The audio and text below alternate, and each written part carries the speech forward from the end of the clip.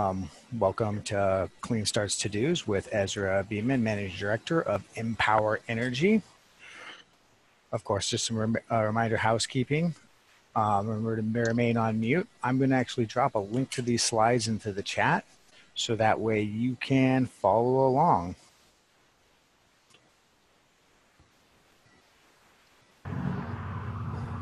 All right, so everyone find that in the chat there? Got it. Okay, so those are our slides. Now I wanted to also do a quick kind of just survey. You guys have the ability to kind of do this sort of, I don't know if you can now, but honestly, people, how many of you follow us on LinkedIn? Raise your hands if you do. Okay, so Just, yeah.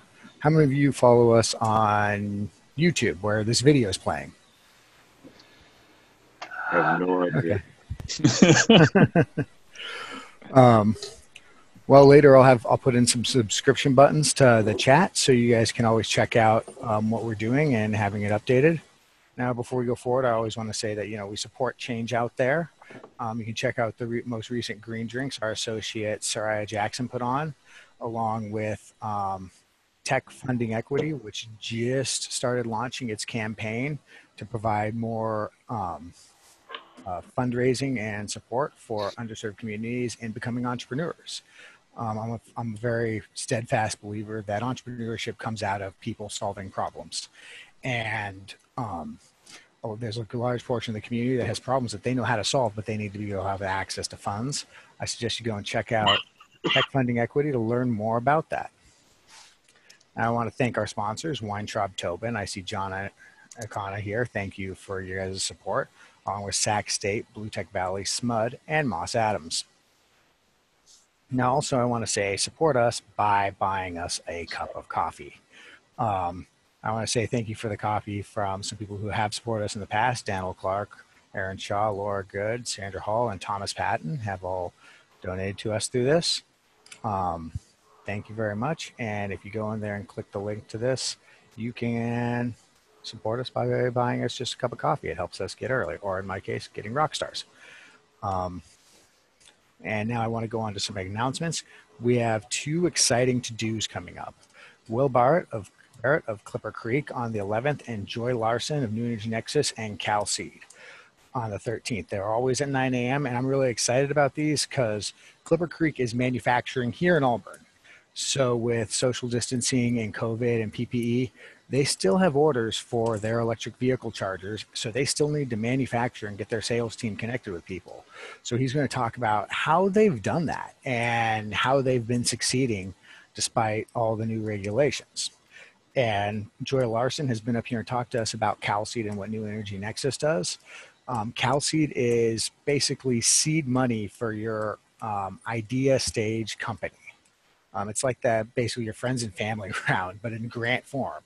So it's a lot more flexible in that route, but it's really exciting because we've had a lot of companies in the Sacramento area that have gotten it from I believe Repurpose got one. Hank, which we saw a couple weeks ago at a to-do, they got one.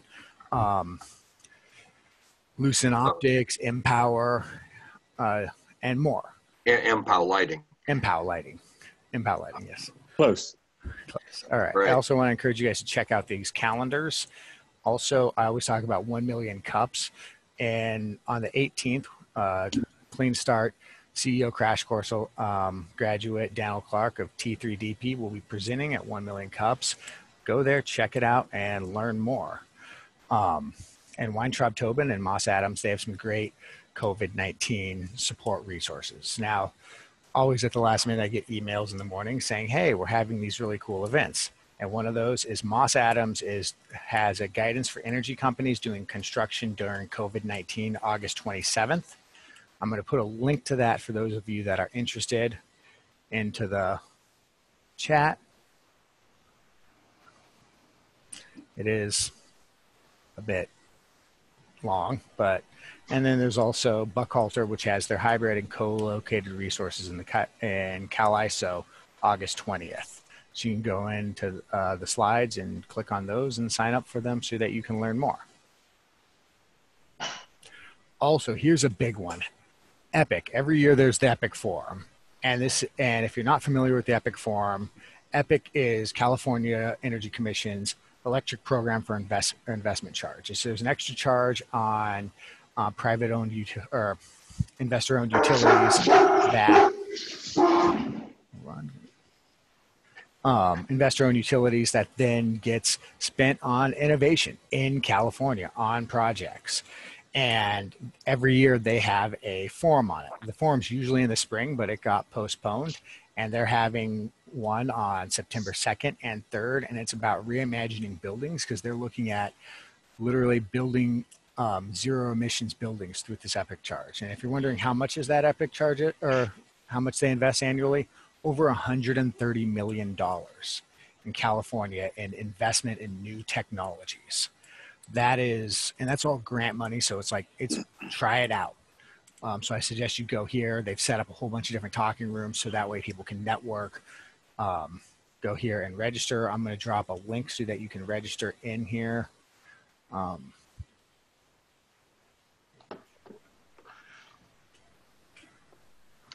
It's one of my the most favorite things of the year because you get to see what everyone else is doing. All right, so if you're wondering how to keep on top of this, stay connected socially with Facebook or with CleanStart. You can do that through our mailing list, LinkedIn, Facebook, Twitter, YouTube. Here's a link to our YouTube channel. Go click subscribe because we're constantly putting out video content, and it's on all sorts of things, clean tech and support. You can see, get business support. I think Weintraub Tobin has a couple videos up that we've talked about. I know Thomas Patton is there talking about CalStart and more. So that's where you're going to find it. Additionally, always go check out Empower Innovation. That's the social network for clean tech in California, and Startup SAC, we always like to point out. Now, without further ado, I would like to welcome Ezra Beeman, Managing Director of Empower Energy. So Ezra, was that your high school picture? You can see the real me here. Well, while Thomas is doing that, I wanted to thank Thomas and Gary and everyone at CleanStart for the opportunity to speak to you today. Very interested in this interesting format here with the to-do list. And I thought I'd start off with what my to-do list should be, which is to start up a software business. Ideally, it should have artificial intelligence in the title. Ideally, I should be based in Silicon Valley, and ideally, I should be full-time. So that's my entrepreneurial to-do list. Unfortunately, I didn't do any of these things, so I've had to come up with a backup list, and I'll sort of run you through what I'm doing instead and try and relate it back to this. And I think, you know, for everybody on this call or anybody who's doing entrepreneurship, if your experience is like mine, if you do software and you do it in a hot topic and you're committed full time, I expect you'll be much more successful than I have been in fundraising. But unfortunately, depending on what you're doing, you may not find that. And I guess what I'm really trying to say is if you're not doing this, it's going to be a lot more challenging, I think, than if you do. So let me tell you about my experience, and hopefully that will draw out some interesting lessons for others to think about. So you can go to the next slide, please. So like many companies, we start off with sort of a grand vision of what we think the future is going to look like and how what we're doing fits into that. In our case, it's really anticipating a massive transition from fossil fuels onto the electricity system. And it's highlighting in this graphic that natural gas, petroleum, and electricity all have these massive supply chains, and they're really expensive. And even if everybody goes on to the utility scale supply chain, it's still really long and it's pretty expensive. And there's an alternative that's being driven by emerging technology, and that is distributed energy resources. And one of the reasons it's so darn cheap is you don't need all that infrastructure. You just whack it on your premise and you can basically provide as good or better levels of electricity, cleaner and more reliable and even more secure. So next slide, please. Our analysis shows that within the next 5 years, we believe we can supply electricity that is more secure, reliable, and greener and lower cost than the centralized system. The point is, this new technology is a breakthrough way of delivering energy. So what do we actually do? In order to deliver energy on a decentralized basis, it involves a lot of technology. You have to have the hardware locked down, and you have to have the software. The software will be able to coordinate all of the distributed energy so it can provide services to the grid. So Empower has designed hardware. It's an all-in-one hybrid power converter that does storage plus MP and solar MPPT. And it also has software to manage all the devices in a virtual power plant, as well as to optimize the buying and selling of energy. So that's what we do. Next slide, please. Now, in terms of where we think we sit, we believe that the key ways that you look at storage and solar plus storage is really on the system cost effectiveness axis and the benefits. And that's how you get value for money. And what we've shown here, there are a bunch of other players where they're either very costly and don't deliver many benefits, or as you can see, Tesla, it's one of the cheapest out there. And it delivers a lot of benefits. Now, how we think we deliver more is, unlike Tesla, we've got a built-in solar inverter that's our own PCB design, and we also do patented bill optimization, which Tesla doesn't do. When it rains, the Tesla battery doesn't know that, doesn't anticipate you need to pre-charge for that sort of activity, and save you money with your time of use tariff, for example. And so that's one of our key advantages there. So next slide, please. In terms of the business model, here is the original one that I've been pushing uphill for the last 12 to 18 months. It's very complex, right? We have an all-singing, all-dancing vision of the future, and we're going to be doing everything. That was basically what I was trying to sell. And what I've learned is, unless you've got people that are very expert in your system that can follow along with all of this activity, their eyes are going to glaze over. It's just really complex. It sounds really risky. You got all these questions of, can you sell stuff for your sales margin? Can you make stuff for your product margin? What's this upstream business to business? So there's just a lot of complexity and questions. And we've struggled to get investor interest. So what have I learned in the last 3 to 6 months? And by the way, this is all despite Gary Simon's very excellent advice that we should go and do software in Silicon Valley full time. Next slide, please. Okay. Sounds familiar. So what I just luckily, and I'm a big fan of the saying that it's better to be lucky than smart. I've met a couple of folks, and they've really helped me, along with Gary, see that one of the key things we needed to do was simplify and focus. And while the long-term vision for the industry may be similar or the same, in terms of what Empower Energy can do now, and what is our key strength, and what is our pathway to market, we've been able to identify a much simpler approach, and that is, we're going to raise money off of the back of having the best piece of hardware out there. And we call it the best box strategy. And it's like, we're going to, we still have a breakthrough product. We can deliver it more cost effective. It can do more stuff, but we're going to do it with partners. We're going to have partners that are going to sell it through an installer channel. We're going to have partners that are going to do the virtual power plant software. So all we got to focus on is the product strategy, where we think we can get $2,000 per sale.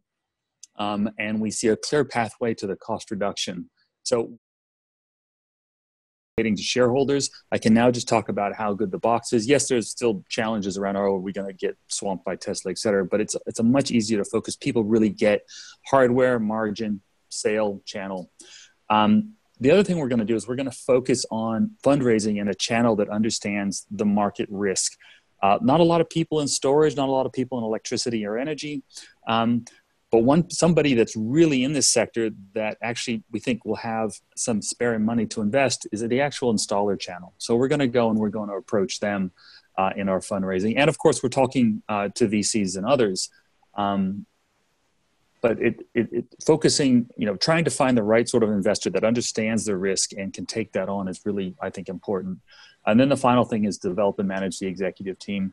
I've been learning the value of sweat equity. I've got some really experienced folks. They're very passionate about the sector. They're passionate about the technology. And it's great to be able to have them on board, even if it is part-time.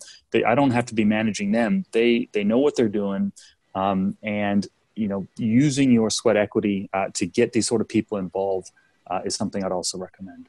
So I think that just the next slide. So if we go to the to-dos, I think I've covered off. Best box for new installations. Channel strategy, we're going to let the installers take away our sales headache. We're going to let our VPP software and services partners take away our upstream headache. Just have to focus on getting the costs down, making the best possible hardware platform out there. And we're going to raise capital off the back of that.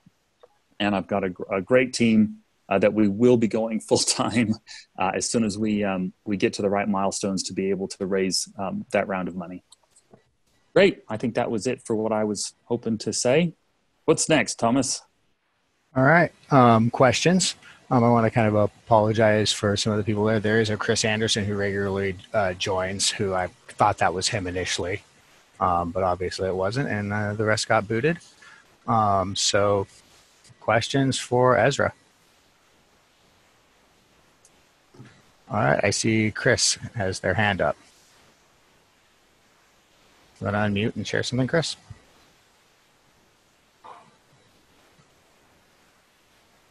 Oh, I'm not hearing from them. So any other questions? I apologize. I was having the microphone was not unmuting for me. Yes, good morning. Just have some more questions about your hardware scalability. I caught briefly, I think you have an 8 kilowatt module. And, can you parallel those, that kind of thing? How do you go about it?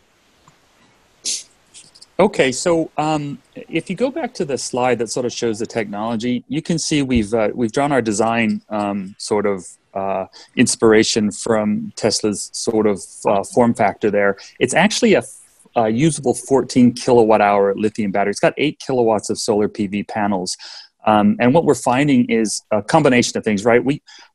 An alternative strategy is to do a modular approach where you go down to 48 volts and you can sort of stack stuff. We looked at that. It wasn't our killer application. So we've gone with we're going to make one thing. We're going to make it great. It's going to be black and you can have it any color as long as it's black. And it starts off with a 14 kilowatt hour number. Like in the future, we'll make it more modular, et cetera. But this gives you a lot of grunt. And as people realize they're going to have an electric vehicle and they're going to have a gas technology conversion to electricity, then that level of storage is probably more appropriate. And you can see on the top left, we've got the modules. Right now we're using Cattle's lithium modules, but we have our own battery management system. And that gives us a whole, one of the things that's taken us so long to get to market is we own all this IP. Like we've got our PCBs for the power converter. We've got a battery management system. The only thing we buy, we even make our own enclosures. The only thing we buy is the actual battery modules, which are just lithium with some contacts on them, right? There's no intelligence there. And that means that as soon as we get a cost reduction in MOSFETs or we get a cost reduction in lithium, it goes straight to our bottom line. And so we were just notified by our cattle supplier that our cost has been cut in a third in the last 3 months. So we intend to ride all those cost reductions down all along the way. So I'm not sure if I totally answered your question there, but it's a 14 kilowatt hour module. Yeah, very cool. It's I guess you found MOSFETs to be preferable versus IGBTs. I guess I know MOSFETs are going higher and higher in voltages and lower in cost.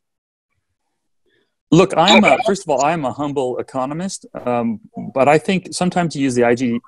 Depends if it's for the MPPT or if it's for the battery charger. I think for the most part we're using MOSFETs, and there's a lot of competition with the EV market for these, and they've been a long lead time item.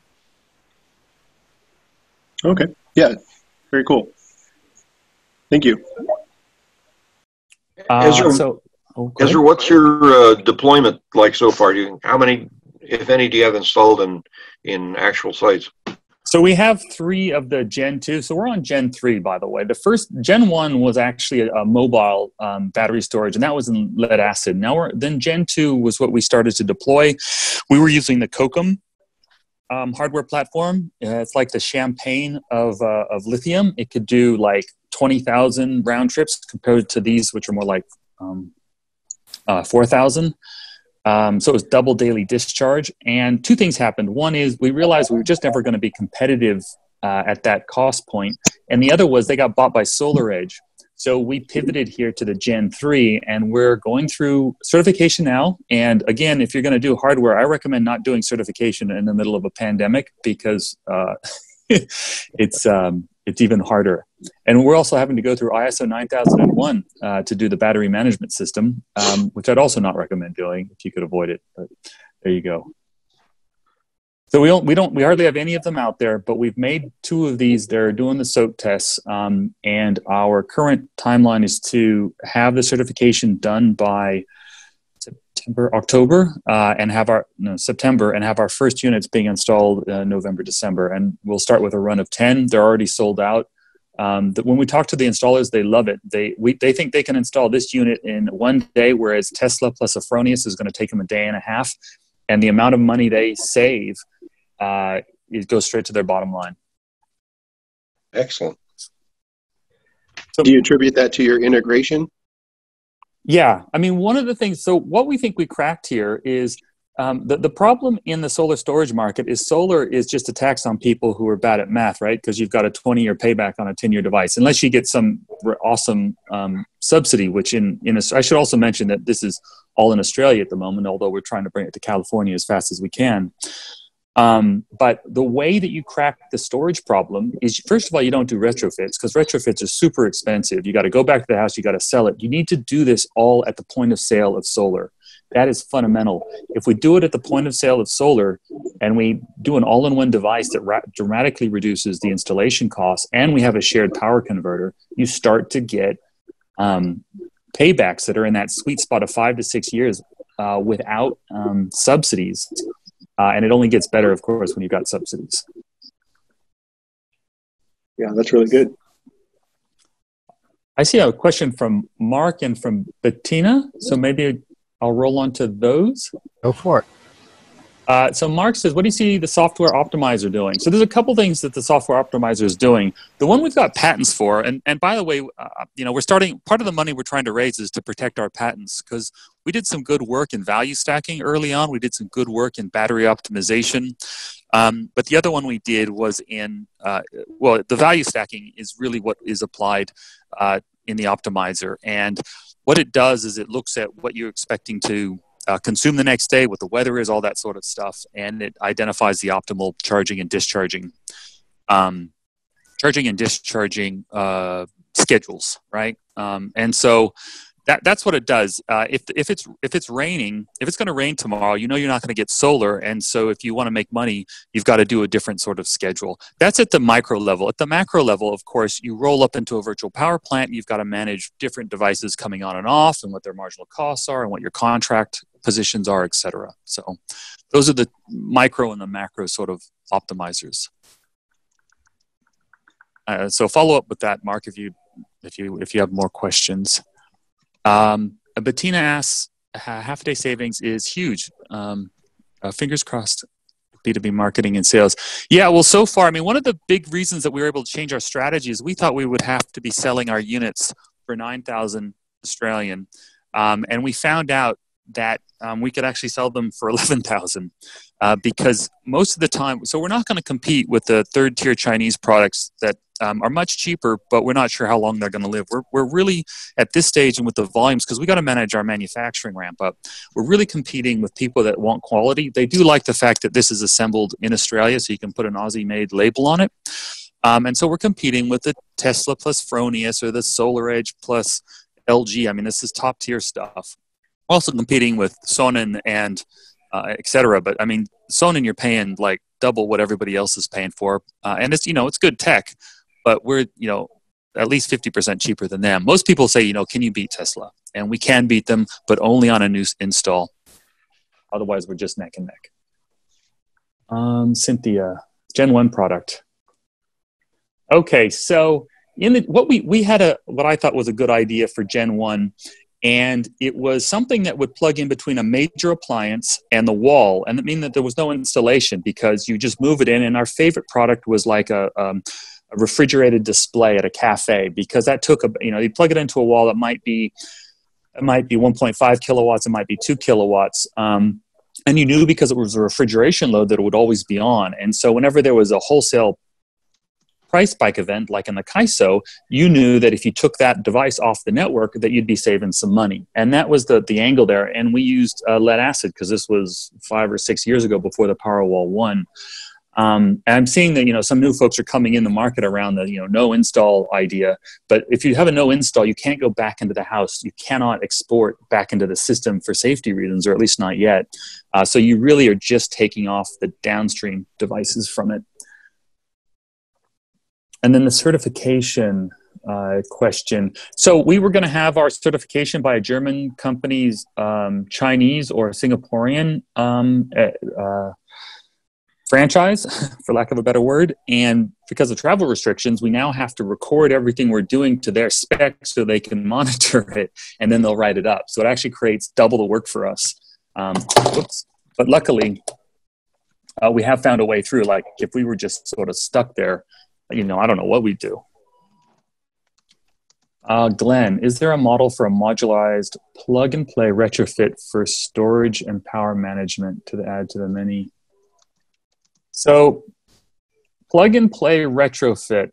I think the short answer is depends. I have seen a company that, and I think even Gary sent me a link to this, that you plug it in, and what's not clear to me is I don't think you're allowed to put power back into the electricity network with a plug that you can pull out of the wall. Good morning, sir. Hello. Very good, sir. How are you today? That's Mr. Hi. Oui. Oui. Hello? By plug and play, I just meant, cut the existing wires between the PV and the existing power management and put it in your own that includes the storage and more current power management. Well, so that's what we're basically doing. You can install the panels directly into the device. Okay. I think anybody's got a hybrid inverter, that's basically the play. One of the challenges you find, though, is that as soon as you touch the panels, they all got to be brought up to code. And so it's a two-edged sword. Basically, we think our markets are new installation and anybody that wants to upgrade, because as soon as they want to upgrade, they've got to bring it all up to spec. And so we're bringing in, it's not like they can, if they want to install 2 extra kilowatts on a 2 kilowatt system, they basically have to buy a new 4 kilowatt inverter. And so that sort of suits us.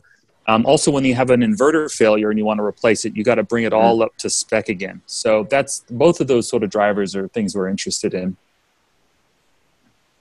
Thank you. So, Ezra, do you have an automatic disconnect on grid failure? I thought that was part of the system. Yep. No, so we do automatic backup.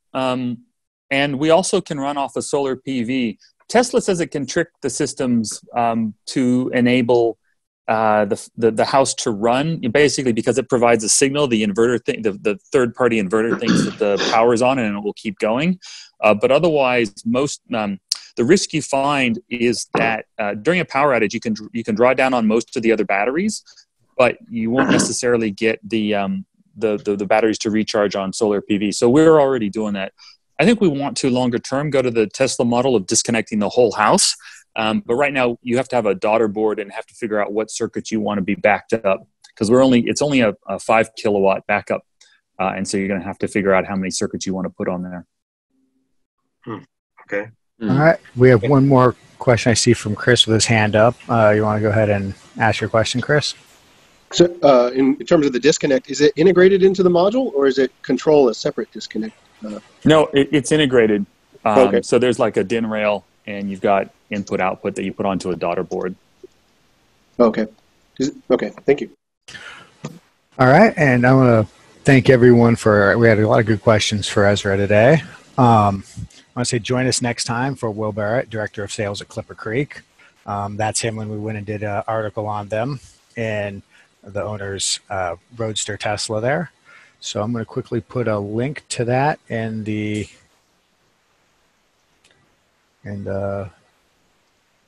chat here. So if you want to go and sign up for that and hear how they're adjusting with all the new measures and how they're still growing, go ahead and do that. And if you want to check out this video later on YouTube, I'm going to share a link to the YouTube again. It's also on LinkedIn, so you can go and check out us talking about it on LinkedIn there. I want to thank everyone for coming. Remember to check out the COVID support resources that are offered by Weintraub Tobin and Moss Adams. They're really good, especially if you're trying to figure out how do I, make sure that I do things safely and responsibly and continue to grow my business.